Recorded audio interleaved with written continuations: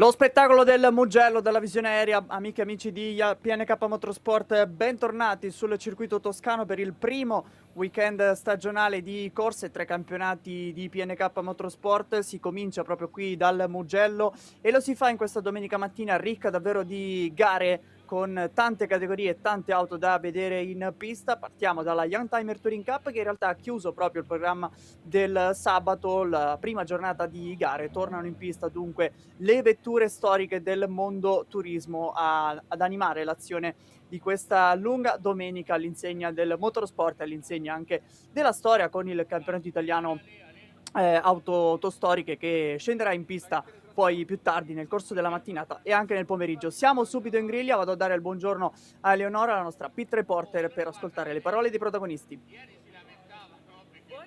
sì, siamo sulla griglia di partenza, qui è tutto pronto, e siamo pronti per la gara 2 della categoria Youngtimer e al primo posto dello schieramento c'è il pilota Sergio Garcera con il numero 7.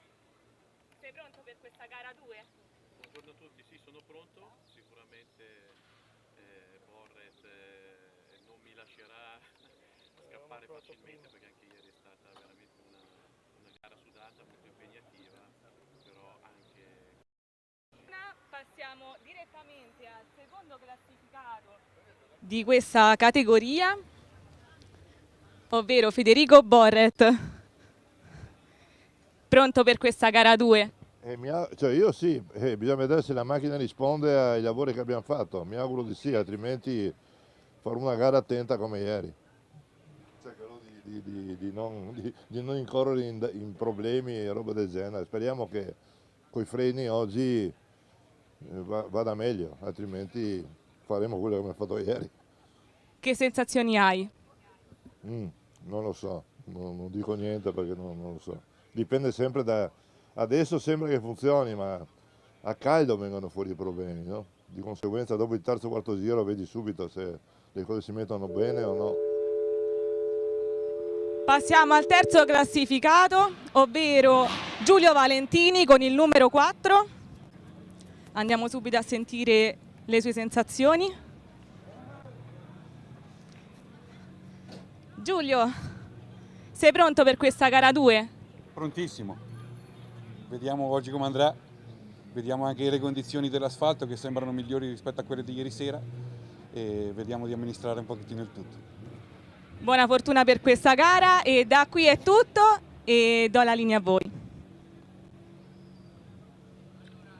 Grazie Eleonora. Dunque queste le parole dei protagonisti che scatteranno lì davanti per giocarsi la vittoria di questa gara 2, dopo invece una prima manche che è andata proprio all'insegna di Sergio Galbusera, che scatterà nuovamente dalla pole position grazie al riferimento registrato in qualifica in 2.05 e 505, con 6 decimi di vantaggio su Federico Borret nella secondo miglior crono di riferimento che delinea proprio lo schieramento di partenza per gara 2. 25 minuti da percorrere per aprire il programma della domenica, un format che viene riproposto rispetto anche al 2025, un 2025 che ha trovato Rino De Luca come campione della scorsa edizione. Federico Borret invece ha vinto la prima edizione della Youngtimer Touring Cup, campionato che si è aggiunto proprio tra la filiera delle competizioni targate firmate PNK Motorsport dal 2024. Borret che poi è tornato in pista nella seconda metà della scorsa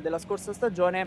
Lo ha fatto anche Arturo Pucciarelli, che ha trionfato a Misano proprio con una doppietta a chiudere la scorsa stagione. Non è bastato però per portarsi a casa il titolo per quanto riguarda l'Alfa di Puccio, che manca in questo weekend e speriamo di ritrovare in pista anche nel corso di questa stagione. 5,2 km, questo è il circuito del Mugello, tra i più tecnici presenti nel bel paese, un tracciato davvero formidabile, ricco di storia, un totale di 15 curve, ma soprattutto davvero tanti cambi di direzione che mettono a dura prova gomme e tenuta fisica da parte dei piloti. Parte così il giro di informazione.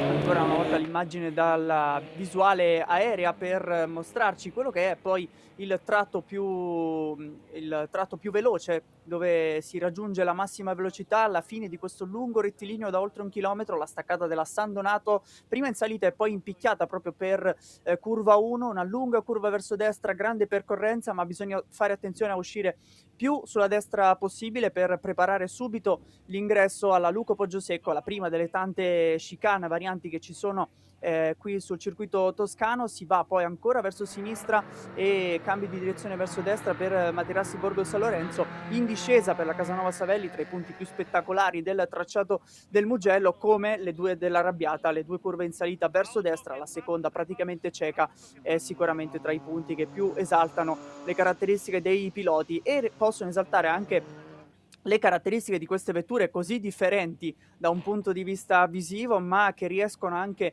ad avere una sorta di prestazione similare. Lo hanno dimostrato ieri proprio Galbusera e Boret, nonostante i problemi ai freni per Federico Boret, che un po' lo hanno frenato in realtà nella battaglia con Sergio Galbusera, e quest'ultimo ha approfittato di una grande velocità di percorrenza, soprattutto dal correntaio poi verso anche la Bucine, mentre sul rettilineo la potenza della BMW M3 ha permesso insomma a Boret di provare a rispondere. I due hanno animato davvero una gara ricca di emozioni, sono arrivati poi sul traguardo separati da meno di un secondo e quindi speriamo di trovare una bella battaglia anche quest'oggi. Sul terzo gradino del podio invece Giulio Valentini, da sottolineare sempre il suo impegno in macchina con questa Seat Leon Supercopa, una vettura che deriva da un campionato monomarca di fatto del marchio iberico, come tante altre auto presenti in pista per questo campionato. È un po' la caratteristica, se vogliamo, della Youngtimer Touring Cup, con una grande varietà, e l'aggiunta da questa stagione è una delle novità, vista l'assenza poi del campionato italiano autoclassiche, che invece si è aggiunto al parterre delle auto storiche, l'aggiunta da parte di una serie Open, oltre alla classifica assoluta a cui siamo abituati per le auto che compongono soprattutto la fine degli anni 90 e l'inizio degli anni 2000, mentre la categoria Open è riservata e un po' più aperta anche alle vetture più moderne, in particolare proprio i vari trofei che hanno scritto pagine importanti di storia del motorsport nazionale e non solo. Siamo pronti con la safety car che ha già spento le luci, prima di lasciare invece i piloti a preparare questa fase di partenza lanciata per la Youngtimer Touring Cup. Le uniche categorie con partenza da fermo di questo fine settimana sono le per i monomarca del mondo Renault, con la Clio Cup Italia, novità di questo 2026, la RS Cup e poi anche la Twingo Cup Series tra i campionati partner. Scatta dunque l'azione in pista di questa domenica, targata PNK Motorsport, all'interno del Mugello Historic Racing Weekend, che avrà come ciliegina sulla torta ovviamente le due gare del campionato italiano autostoriche. Non perdete anche l'appuntamento con l'Alfa Revival Cup, altri 60 minuti all'insegna del marchio del Biscione, a rivivere davvero tantissimi modelli spettacolari per quanto riguarda il mondo Alfa Romeo. Parliamo però di Youngtimer Touring Cup, con la partenza che ha visto, come nella giornata di ieri, una replica di gara 1. Ne ha approfittato subito Boret per provare a scappar via, data la potenza della propria BMW proprio allo start, approfittandone dunque per balzare al comando davanti a Sergio Galbusera. E qui subito inizia una riproposizione proprio della prima manche, con questa differenza anche di linee e di traiettorie tra i due piloti. Galbusera che spinge molto la linea in ingresso curva, mentre Boret cerca di lasciar scorrere un po' di più la vettura.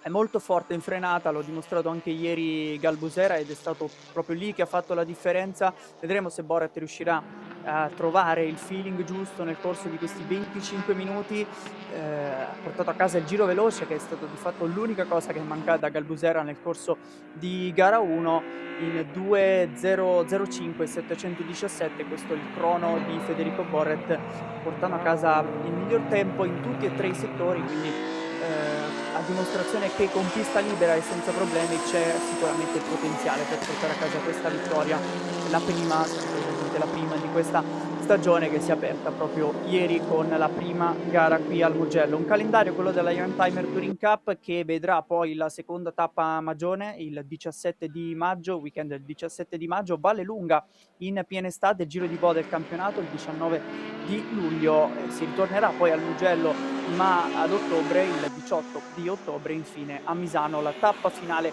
di questo campionato l'8 novembre. Completato il primo giro di gara con Borret che ha 1 secondo e 1 di vantaggio, miglior tempo assoluto nel settore centrale, la replica di Galbusera guadagnando quasi 2 decimi nell'ultimo settore, alla fine 2.13.4 per Federico Borret contro il 2.14.4, di fatto 1 secondo netto guadagnato, la differenza che arriva tutta dal primo settore. Questo è il vantaggio di Federico Borret. Terza posizione per Giulio Valentini, che come nella giornata di ieri si mette in una posizione, se vogliamo, comoda, alle spalle dei primi due, impossibilitato a lottare con due vetture che sono più performanti anche per le proprie caratteristiche tecniche rispetto alla Seat Leon di Valentini, ma con un vantaggio in questo momento solido nei confronti di Gianfranco Scoppa, altra vettura che deriva proprio dal mondo dei monomarca, la Mini JCW Evo di Gianfranco Scoppa, che è portacolori della scuderia Vesuvio, team sicuramente storico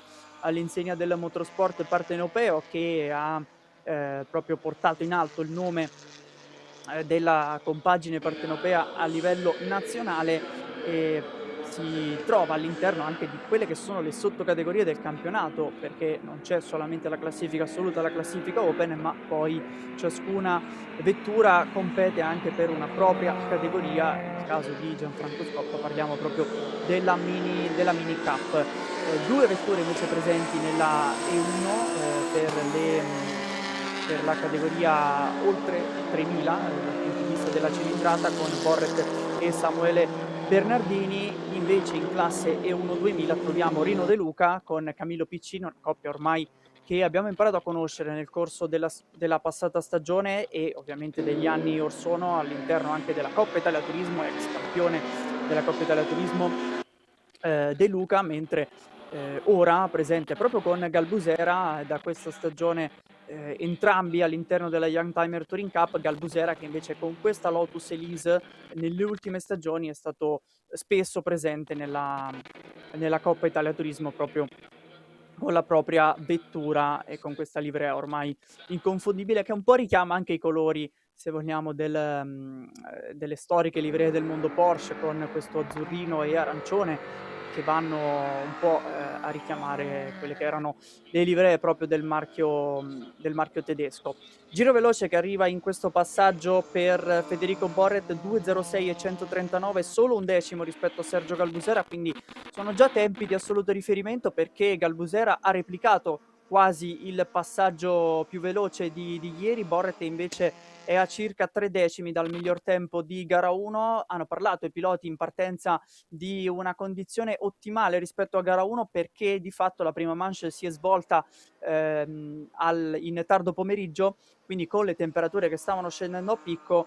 Adesso siamo già in condizioni più ottimali per provare a sfruttare il potenziale di queste vetture. 20 gradi per l'aria e 30 per l'asfalto, una temperatura che andrà ad alzarsi nel corso della giornata. Un weekend di sole, di belle temperature e un bel meteo sicuramente ad accompagnare i piloti e tutto il paddock allestito anche con grande spettacolo dal punto di vista dell'intrattenimento per i fan di questo weekend. Forse qui al Mugello siamo all'interno della valle del comune di Scarperia e San Piero, una pista che è stata inaugurata negli anni 70, a metà degli anni 70, 1974, per l'apertura del circuito del Mugello. Poi dalla fine degli anni 80 è divenuto di proprietà Ferrari e infatti nel corso del tempo è diventata una tappa quasi fissa all'interno di quelle che sono le finali mondiali del Ferrari Challenge. A proposito di Ferrari Challenge, vedranno poi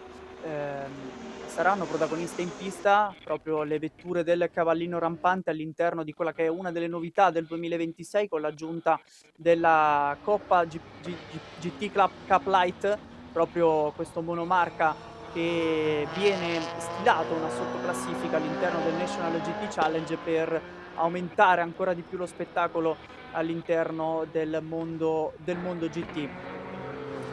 Giro veloce questa volta che arriva da Sergio Galbusera in 2.06.043, infatti il pilota Lotus che si è avvicinato notevolmente su Federico Borret, sempre meno di un secondo, di fatto è sempre stato questo il distacco, sia che ci fosse Galbusera davanti che come in questo caso con Borret invece al comando.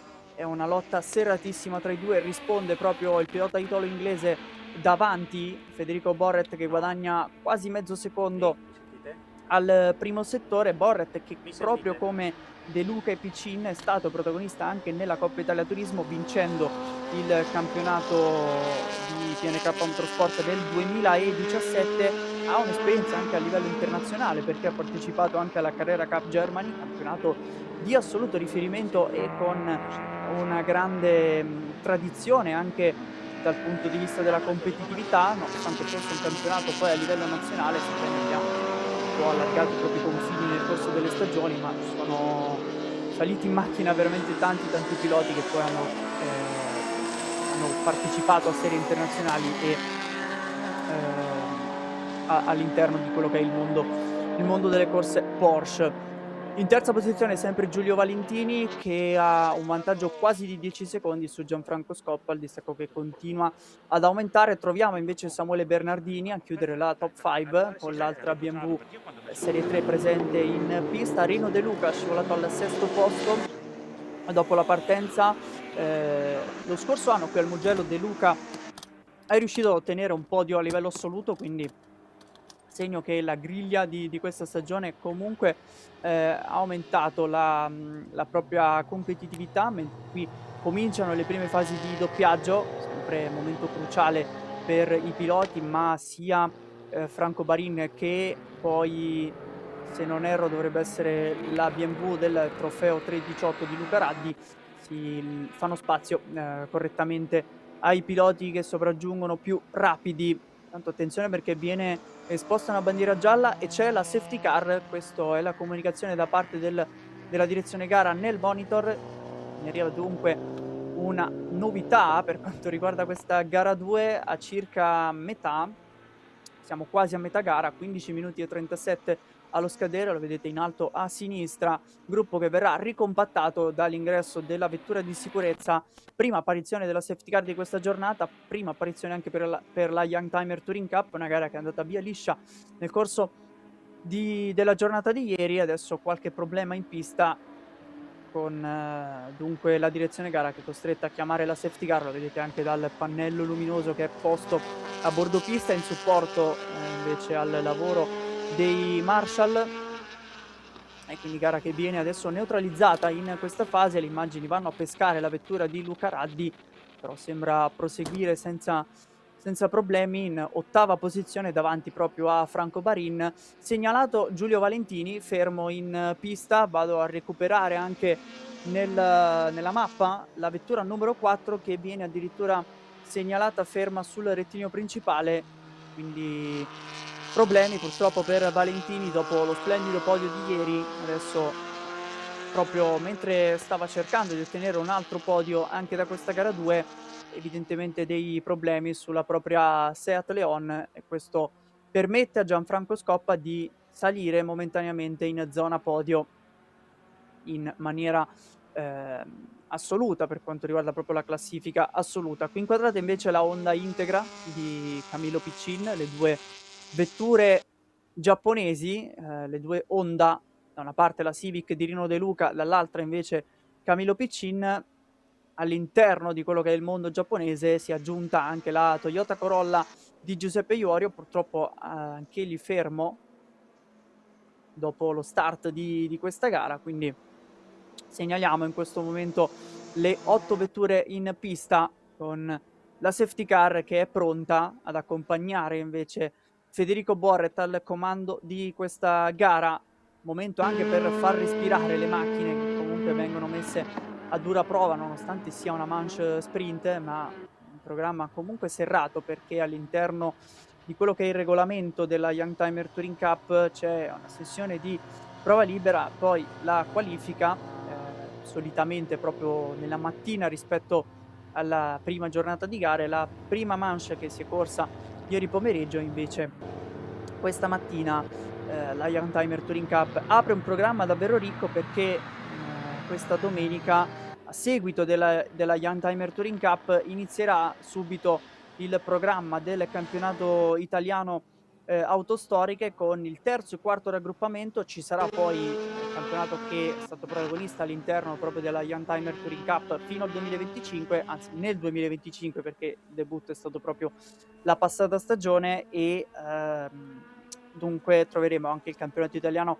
autoclassiche per un totale di oltre 50 iscritti all'interno della serie di AC Sport, che come dalla scorsa edizione viene suddivisa in 2 divisioni con terzo e quarto raggruppamento, le vetture più moderne, tra virgolette, mentre il primo e il secondo raggruppamento seguiranno nel pomeriggio. Nel mezzo troveremo il National GT Challenge con gara 2, altro campionato rivisitato da PNK Motorsport per questo 2026. Si passa dai 25 minuti di manche ai 40, ma soprattutto avremo davvero una griglia ricchissima, oltre 30 vetture, con l'aggiunta anche per questo fine settimana della P9 Challenge, campionato tedesco che poi seguirà un calendario diverso, ma che qui al Mugello viene inserito all'interno della compagine di riferimento del mondo GT di PNK. Quindi 40 minuti di gara per il National GT Challenge, l'Alfa Revival Cup all'interno di quelle che sono le competizioni storiche di questo weekend, tra i campionati partner assieme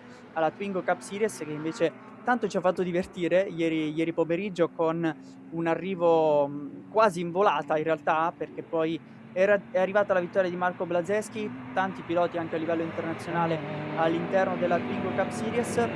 A seguito invece dell'Alfa Revival Cup, la RS Cup, gara 2, sempre da 25 minuti alle 15:30. Trovate il programma in descrizione qui live su YouTube, con il mondo Clio che torna ad essere protagonista con la quarta generazione di Clio Cup all'interno dell'RS Cup, che continua ad essere una conferma, mentre la novità riguarda la Coppa Clio Italia, la Clio Cup Italy, che entra all'interno delle competizioni di PNK. Si sdoppia di fatto il panorama delle vetture Clio tra la quarta generazione e la più aggiornata invece, che è arrivata a partire dal 2020, campionato che poi vedrà anche la presenza della serie spagnola nel corso della stagione, ma avremo modo di parlarne. Ancora il campionato italiano autostoriche, con il primo e secondo raggruppamento alle 16:15, la Twingo Cup Series alle 17:35, e sarà proprio la Clio Cup Italy a chiudere il programma della domenica. Si riparte dunque con questo breve intervento della safety car per recuperare la vettura di Giulio Valentini, l'ultimo dei ritirati fino a questo momento di gara 2. Siamo quasi allo scadere dei primi 15 minuti di gara, e quindi entreremo negli ultimi 10 minuti con subito la ripartenza che vede Borret davanti a Galbusera prendere il largo nei confronti di Gianfranco Scoppa. Poi Samuele Bernardini è salito in quarta piazza, così come Rino De Luca invece all'interno della top 5. Vedremo se ci sarà battaglia tra De Luca e Piccina, che in questo momento vengono segnalati distanti nel monitor dei tempi. Ovviamente il gruppo adesso vede anche 2 doppiati che dopo la safety car non hanno recuperato il giro, ma si trovano in settima e ottava posizione Luca Raddi e Franco Barin. Sta tenendo duro in questa fase Scoppa per cercare di mettere un po' di pressione anche a Galbusera, nonostante comunque una vettura differente, con questa Mini che ha delle caratteristiche sicuramente opposte alla Lotus di Sergio Galbusera. Invece sembra scappar via in questa fase Federico Borret, 42,8 nel primo settore, guadagna oltre un secondo in quel tratto di pista, guadagna quasi mezzo secondo invece nel settore centrale, che arriva di fatto poi nella zona del correntaio, la curva numero 12. L'ultimo settore vede proprio questa lunga piega verso destra, la chicane rapida B21-B22 che si affronta praticamente in pieno, e l'ultima curva la Bucine, questa curva ad ampio raggio verso sinistra, con un banking positivo che aiuta la percorrenza proprio della curva, ma attenzione soprattutto all'uscita, perché poi c'è questo momento dove si spalanca il gas verso la staccata della San Donato. Tanto viene messo sotto investigazione la procedura di restart dopo la safety car, quindi da monitorare questa situazione, vedremo se ci saranno ulteriori indicazioni dalla direzione di gara. Entriamo negli ultimi 8 minuti, stiamo per entrare negli ultimi 8 minuti di gara 2. Borret, che adesso sentirei di dire ha il vantaggio più grande mai accumulato all'interno di questo fine settimana tra lui e Galbusera, 2 secondi e 7 di fatto rifilati quasi tutti nel primo settore. È lì dove Borret riesce a fare la grande differenza, sfruttando anche la potenza della propria BMW. M3 invece risponde Galbusera spesso nell'ultimo settore con le curve del Correntaio e la Bucine, dove riesce a sfruttare anche una buona frenata da parte della Lotus Elise. Dietro invece miglior giro personale per Camillo Piccin, ma è distante, segnalato ad oltre 30 secondi da Rino De Luca, che a sua volta ne ha 3,5 da recuperare su Samuele Bernardini per cercare di agguantare la quarta posizione, mentre Bernardini non sembra averne abbastanza per lottare per il podio assoluto con Gianfranco Scoppa.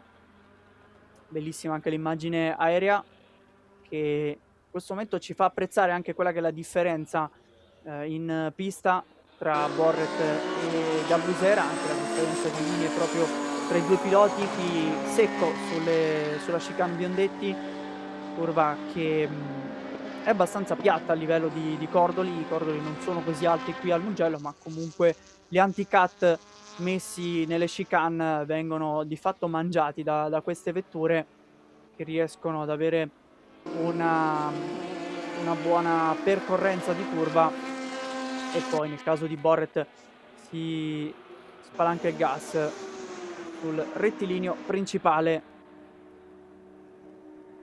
Transita in questo giro in 2.05 399, ma non è il giro più veloce, perché entrambi sono riusciti ad abbattere anche il muro del 2.05, 2.04 e 828 per Borret, e questo è il giro più veloce mai registrato nel corso del weekend nella Youngtimer Touring Cup, ma solo i 20 millesimi su Galbusera, che in questo giro ha risposto perché ha guadagnato quasi 2 decimi su Federico Borret, quindi non ci sta a lasciar così la vittoria al pilota italo-inglese, ex campione di questa categoria, mentre Galbusera è al debutto, un debutto da sogno sin qui con la vittoria in gara 1.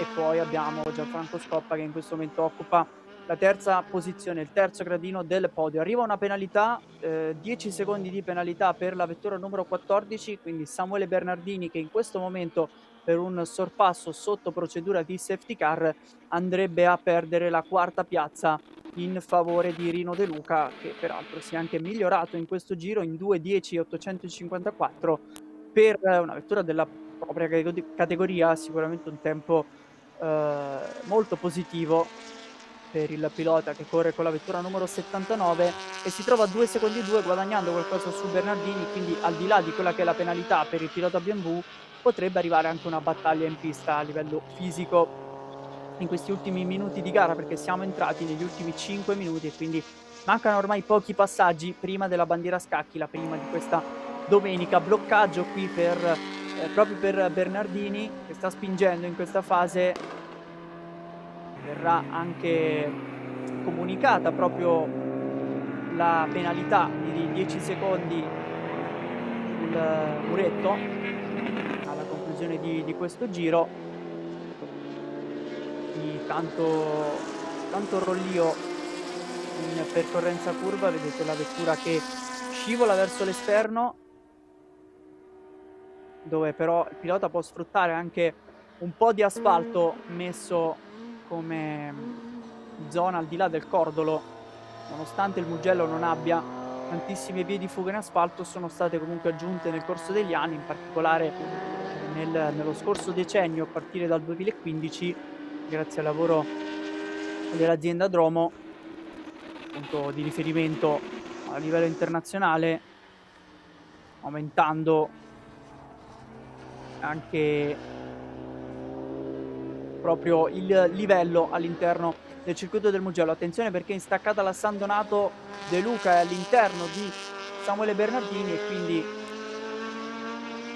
anche oltre la penalità del pilota BMW è riuscito Rino De Luca a prendersi la posizione. Eccolo qui che viene ripescato dalle immagini con la regia curata dal team di Full Time nel corso di questo weekend e di tutta la stagione di PNK Motorsport. Vedremo delle piste davvero storiche all'interno del panorama italiano: Mugello, Vallelunga, Magione, che sono tappe fisse proprio nel calendario di PNK. Andremo anche a Varano per questa stagione, Varano che poi sarà all'interno del calendario della Coppa Italia Clio e dell'RS Cup, con anche il ritorno dell'Alfa Revival Cup, che ha cambiato calendario a seguito dello spostamento proprio che in origine prevedeva il circuito di Cervesina, titolato a Tazio Nuvolari. Invece si andrà a Varano, nell'autodromo Riccardo Paletti,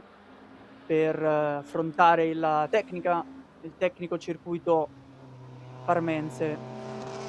Qui invece Camillo Piccin questo weekend un po' in sordina rispetto alle prestazioni del 2025, che lo avevano visto non lontano da Rino De Luca, una battaglia accesissima tra i due in categoria E1 2000, mentre De Luca ha fatto la differenza in questo fine settimana, ha ritrovato probabilmente subito il feeling giusto lasciato alla fine del 2025, nonostante l'assenza dal weekend di Misano, perché l'ultima gara corsa è stata quella di Magione nel calendario del 2025, peraltro un calendario di fatto riproposto, con Magione che viene anticipata come seconda tappa a maggio, ma poi le piste vengono replicate dalla scorsa stagione, ma spesso piloti che si ritrovano in macchina proprio dopo tanti mesi di stop, e quindi c'è bisogno anche un po' di tempo per rodare le vetture,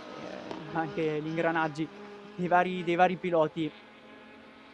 Tanto De Luca si è migliorato dopo il sorpasso in 2.09 e 692, miglior giro personale, che è più veloce rispetto a quello di Gianfranco Scoppa, soli 7 secondi e 6, attenzione, quindi in questi ultimi minuti siamo però nell'ultimo minuto di gara e quindi deve solamente gestire Scoppa per portare a casa il podio all'interno dell'11° passaggio di gara. Questo potrebbe essere il penultimo, poiché Federico Borret è già nell'ultimo settore della pista, continuando a spingere. Infatti Galbusera ha un po' mollato la presa, il distacco che si è dilatato a oltre 7 secondi di vantaggio per Federico Borret.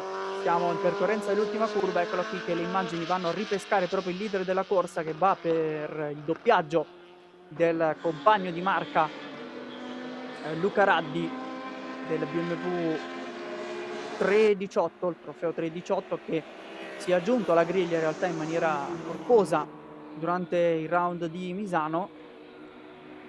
Abbiamo la presenza della vettura numero 27, che è appunto guidata in questo momento da Luca Raddi, che condivide la vettura con Sebastiano Sibani, che invece è stato protagonista della prima manche, così come la coppia composta da Samuele Bernardini e Davide De Liguanti. Qui intanto eccola qui la vettura di Giulio Valentini, mancava all'appello dopo lo stop segnalato. È fermato dunque il ritiro per il pilota che ieri ha conquistato il podio. Samuele Galbusera quest'oggi non è riuscito a replicare la prestazione di gara 1 e quindi deve abdicare al gradino più alto del podio, ma comunque porta a casa da questo weekend un doppio podio, 2 pole position. È mancato, come detto, il giro veloce, questa volta per soli 20 millesimi, quindi una prestazione positiva al debutto per Sergio Galbusera, che poi troverà invece nel prossimo appuntamento un tracciato con meno allunghi, tracciato di Magione che è un po' più tortuoso rispetto al circuito del Mugello, e quindi questo potrebbe anche fare la differenza con la propria vettura. È iniziato già l'ultimo giro, anzi in realtà si sta per concludere, perché Borret è già arrivato all'ingresso dell'ultimo settore della pista, sta rallentando in quest'ultimo passaggio, se la prende con comodo il pilota italo-inglese che va ad affrontare la chicane Biondetti. Prima nell'ultima staccata, quella della Bucine, quello qui che aziona, mette il piede sul freno per la curva numero 15, con grande calma, vantaggio ormai che gli permette di gestire quest'ultimo passaggio, e sul rettilineo arriva davanti a tutti Federico Borret, torna alla vittoria, prima bandiera a scacchi di questa giornata. Sergio Galbusera a completare la doppietta, questa volta inversa rispetto a gara 1. Sul podio troviamo una new entry, dato il ritiro di Giulio Valentini, Gianfranco Scoppa, che ha visto una rimonta da parte di Rino De Luca, che però si è fermata a soli 3 secondi e 9 dall'ultimo aggiornamento che abbiamo.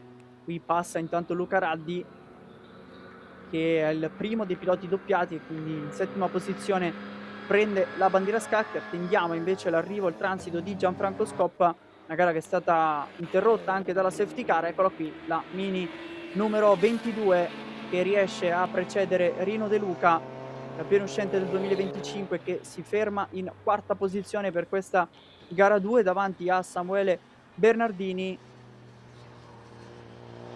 con Camillo Piccin che invece si fermerà in questa piazza.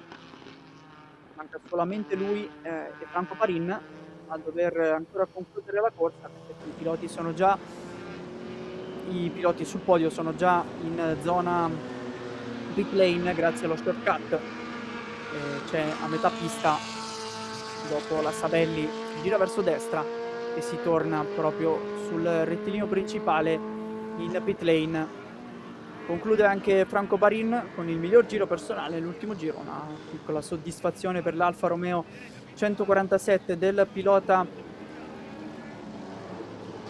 che ha chiuso in 8ª piazza. Manca solamente Camillo Piccin e poi potremo confermare i risultati con i 2 ritiri da questa giornata. 8 piloti al traguardo, la vittoria di Federico Borret, che tra poco ascolteremo assieme a Sergio Galbusera e Gianfranco Scoppa. Questi 3 piloti sul podio. Vedete sulla destra del teleschermo anche le vetture del campionato italiano autostoriche che si preparano. Tra poco sarà il via anche per loro dei 60 minuti di gara con cambio pilota.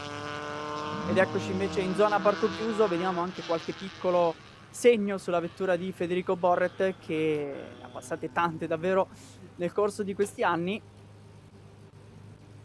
con questa BMW M3, pilota italo-inglese. Vedete, porta la bandiera del Regno Unito, la Union Jack, anche sul casco. Può essere sicuramente contento. Segno e cenno con Sergio Galbusera dopo la stretta di mano, che torna anche per questa gara 2 nel duello che è stato protagonista di questa Youngtimer Touring Cup. E poi è arrivata anche la vettura di Gianfranco Scoppa a completare il podio con i colori della scuderia Vesuvio. Vedo Leonora pronta e quindi andiamo in parco chiuso per ascoltare le parole dei piloti sul podio. Sì, siamo qui sotto il podio per la gara 2 della categoria Youngtimer. Qui abbiamo il vincitore di questa gara. Federico, com'è andata? Come hai percepito la macchina? Diciamo che la macchina era... Aspettiamo un secondo che si toglie il casco. Un attimo di attesa che si libera il pilota.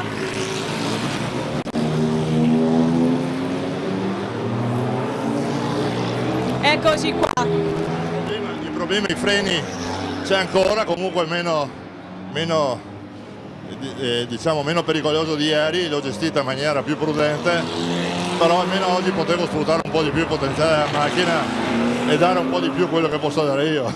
Difatti il risultato lo dimostra, però comunque sempre con tanta attenzione, perché avevo sempre questo problema che il freno ogni tanto andava giù, meno comunque di ieri. Infatti oggi ho avuto più fiducia, ho visto che non cambiava umore ogni 2 secondi, ogni curva, rimaneva più o meno stabile, poi ogni tanto si perdeva, però sono riuscito a gestirla in maniera decorosa. Benissimo, allora ancora congratulazioni e passiamo subito al secondo classificato di questa gara, ovvero Sergio Galbusera. Come ti senti? Bene, sono contento del risultato, mi spiace solo che già dal secondo giro ho avuto problemi elettrici, la macchina continuava a perdere potenza, peggiorava sempre di più e ho fatto una corsa in gestione, era migliorata un attimino dopo la safety car, che probabilmente si era raffreddata e poi è ritornata come prima, quindi era inutile esagerare, forzare la mano, anche perché ero un po' al limite con i pneumatici, ma va bene così, un weekend sicuramente soddisfacente, dove mi sono divertito e dove comunque abbiamo combattuto in modo spettacolare, credo. Come chiusura di questo weekend, quindi ti senti soddisfatto? Sì, assolutamente sì. Come inizio campionato e chiusura weekend non posso lamentarmi, anzi. Benissimo, allora proseguiamo con il terzo classificato di questo podio, ovvero Gianfranco Scoppa, scusate. Come ti senti? Sei una new entry in questo podio? Questa è la seconda gara, quindi direi che è un risultato più che ottimo. Benissimo, come festeggerai questa sera? Probabilmente guiderò di nuovo, quindi va bene così. Vuoi ringraziare qualcuno? Vabbè, tutta diciamo, la mia scuderia e ovviamente la mia famiglia che mi ha sostenuto in questo percorso. Benissimo, ringraziamo tutti, ringraziamo i piloti e lascio a voi la linea. Grazie Eleonora, queste le parole dei protagonisti sul podio della Youngtimer Touring Cup che ha aperto il programma della domenica qui dal Mugello. Noi ci prendiamo una piccola pausa, torniamo ovviamente qui live sul circuito del Mugello.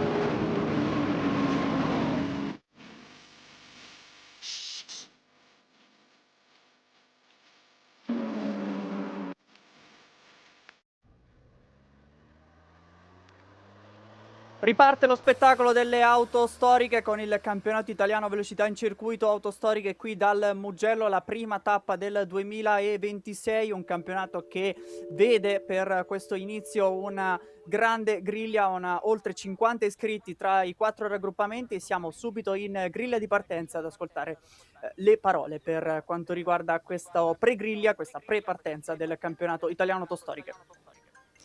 Sì, qui è tutto pronto per la gara del campionato italiano delle auto storiche. Qui con me ho Roberto Marazzi, che è il responsabile di questa categoria, e diamo a lui la parola per spiegarci un po' di più di questo campionato. Buongiorno a tutti, innanzitutto buongiorno ai telespettatori e a quelli che sono appassionati del campionato italiano autostorico, che parte quest'anno per il 2026 con diverse novità, tantissime partecipazioni, c'è molto entusiasmo e ci auguriamo di crescere sempre di più. Grazie anche agli aiuti di Acisport e di PNK che collaborano insieme in questa serie di gare che ci sarà per tutto l'anno. Grazie. Ti ringraziamo per queste parole, Roberto, e adesso ci dirigiamo verso il primo classificato di questo schieramento, ovvero Massimo Ronconi con il numero 349. Massimo, come ti senti? Sei pronto per questa gara? Sì, siamo pronti, adesso vediamo come va, poi ci divertiamo. Benissimo, vuoi dirci qualche parola in più, le tue emozioni, cosa provi? No, niente, la macchina sembra a posto, spero io anche, basta, è tutto qua, ok? Benissimo, buona fortuna. Ci dirigiamo allora dal secondo nello schieramento, ovvero Giovanni Ambrosio con il numero 475. Giovanni, due parole, sei pronto per questa gara? Buongiorno, tutto bene, perfetto, dai, siamo pronti. Benissimo. Prima gara dell'anno, vediamo un po' come va. Benissimo, buona fortuna. Da qui è tutto, vi lascio la linea. Grazie Eleonora, vado a ringraziare anche Roberto Marazzi per il contributo in